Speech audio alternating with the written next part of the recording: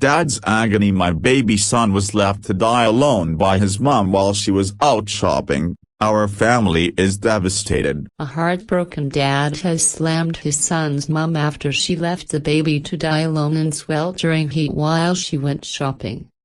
Stacey Davis left Ethan Davis, 1, trapped in his cot for nearly 3 hours in a 27C room with no windows open or fan. The callous 35-year-old had gone out to run errands and visit a park in Melksham, Wiltshire, as her son lay lifeless with a head injury.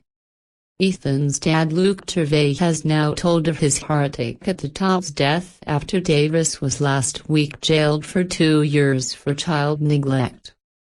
He also hit out at social services after a serious case review found there was a lack of consideration of the father as all the focus was on the mother. This was despite the dad suffering a broken nose allegedly inflicted by Davis. The report in 2019 also found. Luke, 37, said, "I think they failed Ethan and our family because of how we were treated and how it was assumed it was me because I'm the man. Social services should have investigated all allegations that were made against her, rather than ignoring them. Everyone who dealt with this has said sorry, the police for example, but still no apology from social services, because they know they really messed up." The review also highlighted claims from Luke's family, including how Davis allegedly had not bonded with little Ethan and hates him. They also claimed she previously wished he had died instead of the family dog, which Davis denied. Salisbury Crown Court heard how the mom left her son in his cot while she went out to the shops in June 2018. Even when she got back to home, the mom failed to check on Ethan for a further 30 minutes. After eventually discovering him unresponsive in his bed, the tot was rushed to hospital where he was declared dead shortly after. A post-mortem found Ethan had suffered a 15-centimeter skull fracture, but his cause of death was unascertained. Davis told police he had fallen and hit his head, but she failed to take him to hospital despite the obvious distress, swelling and bruising. Forensic investigator Nicola Anderson also detected high levels of cannabis in Ethan's hair, which was consistent with Davis smoking the drug around him. Defense barrister Mark Ashley claimed Davis was scared to take her son to hospital after he was previously removed from her care due to a suspected broken leg. He also said she was suffering from postnatal depression after Ethan was born premature, so began using cannabis. Ethan's family have told how they wish Davis was given a 5-year sentence, the age the youngster would be now. But they welcomed the 2-year jail term handed down by the judge on Friday. Ethan's Aunt Lexi said, "Ethan was in his cot and nobody was coming for him. Nobody deserves to die alone. You should always have somebody there. Your mom, your dad, someone." I know the judge was thorough and fair given the guidelines he had to follow. The defense were pushing for a suspended sentence. "I'm just glad she's in custody.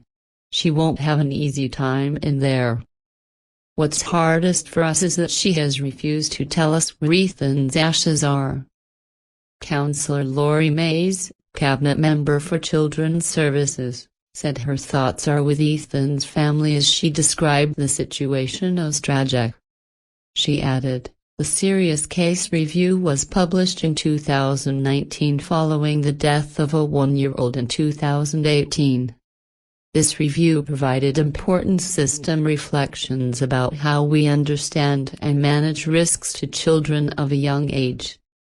As with all practice learning reviews, we have taken forward recommendations and implemented them into current practices."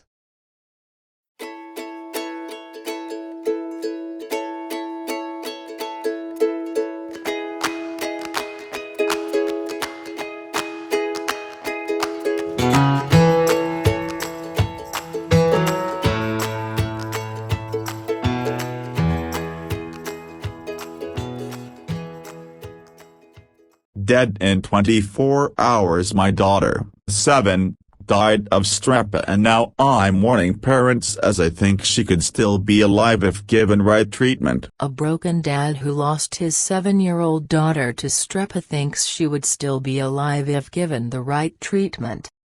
Little Hanna Roap died within 24 hours of falling ill with the rare invasive disease which has killed 8 kids in the UK this year.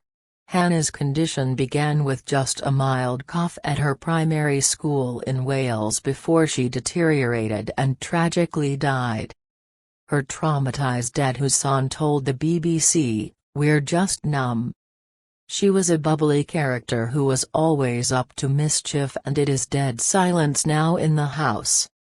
Hanna came home from school on Thursday, November 24 with a cough that got progressively worse.